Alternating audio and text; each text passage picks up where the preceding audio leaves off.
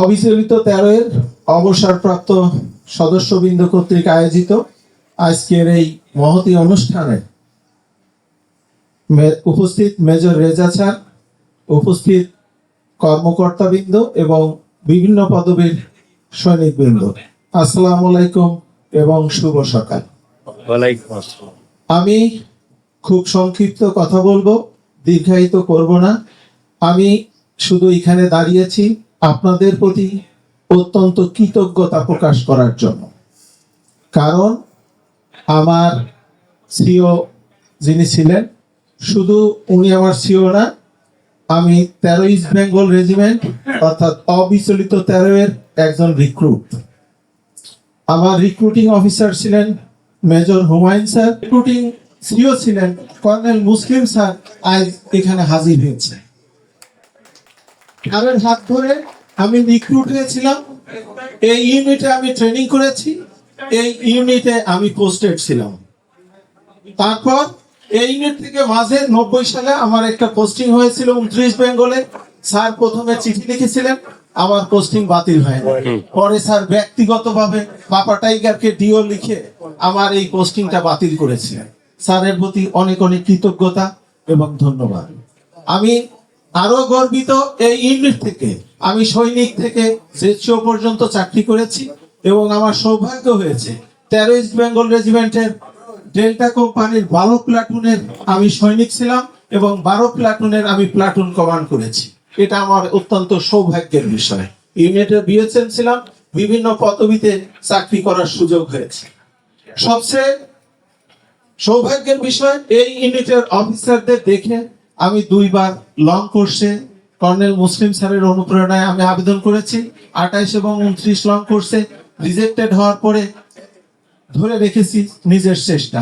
তারপরে 2007 সালে ইউনিট থেকে আপনাদের অনেক সাহায্য সহযোগিতা, অফিসারদের প্রচেষ্টায় ইনশাল্লাহ কমিশন পেয়ে ইউনিট ত্যাগ করেছিলাম 2007 সালে, সম্ভবত সেটা 2 জুলাই। তো এই ইউনিট আমার সব জায়গায় আছে এবং থাকবে।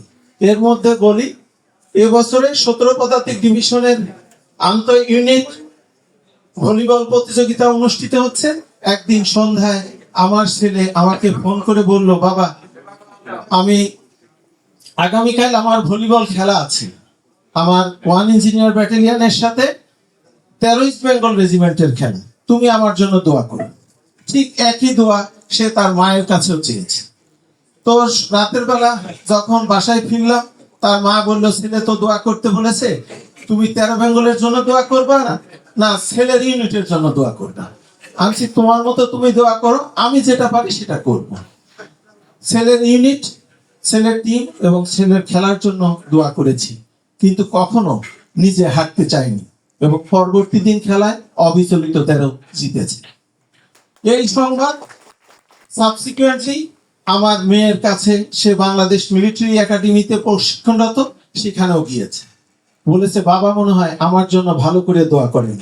মেয়ে আমাকে বলেছে, বাবা তুমি কিন্তু আমার ইউনিটের জন্য দোয়া করো, আমার টিমের জন্য দোয়া করো, কারণ 13 ইস্ট বেঙ্গল রেজিমেন্টে তো বা ইনফেন্ট্রিতে কোনো মহিলা সৈনিক বা অফিসার নেই, সঙ্গত কারণে আমার টিম হয়তো জিততে পারে।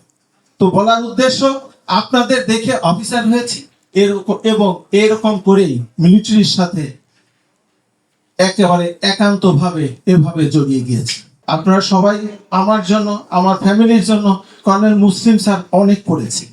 একজন যদি কখনো সুযোগ আসে, আমি জানি না এটা করার সুযোগ, এটা স্যারের সাথে আমি যদি কখনো সুযোগ হয়, এটা রক্ত ঋণে আবদ্ধ হওয়ার মতো একটা স্যার আমার জন্য, আমার ব্যক্তিগতভাবে আমার পরিবারের জন্য যেভাবে করেছেন, এটা বলে শেষ করা যাবে না। কারণ 88 সালে যখন আমি রিক্রুট হয়েছিলাম, আমি আসলে মাঠের বাইরে দাঁড়িয়েছিলাম। তো আমি লম্বা টম্বা ছিলাম যেহেতু, লেফটেন্যান্ট হুমায়ুন স্যার আমাকে ডেকে নিয়ে আসছে, নিয়ে এসে প্রথমে স্যারের কাছে নিয়ে গেছে, বলছে স্যার এই রিক্রুটিং কার্যক্রম শেষ। পরে বলছে এই ছেলেটাকে মনে হয় নিয়ে আসে, বলছে পরীক্ষা বসে। পরীক্ষা দিন বলে, পরে স্যার এসে বললে ও তো খুবই ভালো, পরে মেডিকেল করে নিয়ে আসো। তো স্যার বললো, তুমি কি আরবিতে জয়েন করবা? তা আমি কিছু বলিনি। তো স্যার নিজে বললেন, একটা আমার স্যার এখানে আছেন, বললো টেস্ট এন্ড ট্রায়ালে দিয়ে দাও, ও যদি জয়েন করে ভালো, না করে না তাও ভালো। পরে এই অ্যাপয়েন্টমেন্ট লেটার নিয়ে 7 দিন বালিশের নিচে লুকায় রাখছি, কাউকেই বলি না। পরে বিভিন্ন ভাবে আমার বাবার কাছে সংবাদটা গিয়েছে। তো যাক, এটা আর্মিতে জয়েন করলাম। তো জয়েন করার পরে আলহামদুলিল্লাহ যে নিজে এই পর্যায়ে এসেছি। নিজের ফ্যামিলিতে আমার ছেলে মেয়ে বাদেও আমার ভাইয়ের ছেলে মেয়েরাও ইনশাল্লাহ আমার প্রচেষ্টায় অফিসার হয়েছে। তো এই জন্য কৃতজ্ঞতা, অনেক অনেক ধন্যবাদ আপনাদেরকে। পরিশেষে আমি বলবো যে আমরা যে যেখানেই থাকি ভালো থাকি। আমি নিজে একটা ব্যবসা পরিচালনা করি। মেজর রেজা স্যার খুব সুন্দর কথা বলছিলেন যে রিটায়ারমেন্টের পরে বেকার হতে হয়। আমার অনেক ভালো ভালো 2-3টা অফার এসছে, কিন্তু আমি একেবারে প্রতিজ্ঞাবদ্ধ ছিলাম আমি খুব কষ্ট করব, কিন্তু আর কোনো প্রতিষ্ঠানে ঢুকবো না, চাকরি করব না, আমি নিজে ব্যবসা করব। এখন নিজে ছোট্ট পরিসরে, যে পরিসরেই ব্যবসা করি, আমি নিজে ইনকাম করি, নিজের সংসার চালাই এবং সাথে 5-7 জন লোকের কর্মসংস্থান এর মাধ্যমে ব্যবস্থা হয়েছে। দোয়া করবেন আমাদের জন্য। পরিশেষে একটি কথা বলবো, রবীন্দ্রনাথ ঠাকুরের পরিচয় কবিতার শেষের কয়েকটা লাইন দিয়ে আমি আমার বক্তব্য শেষ করব। উনি পরিচয় কবিতায় বলেছেন, সে তারেতে বাঁধিলাম তার, গাহিলাম আর বার, মোর নাম এই বলে খ্যাত হোক, আমি তোমাদেরই লোক। আর কিছু নয়, এই হোক শেষ পরিচয়। পরিশেষে এর সাথে যোগ করে বলবো, মোর নাম খ্যাত হোক, আমি অবিচলিত 13 লোক, আমি বাংলাদেশ সেনাবাহিনীর লোক। অনেক অনেক ধন্যবাদ।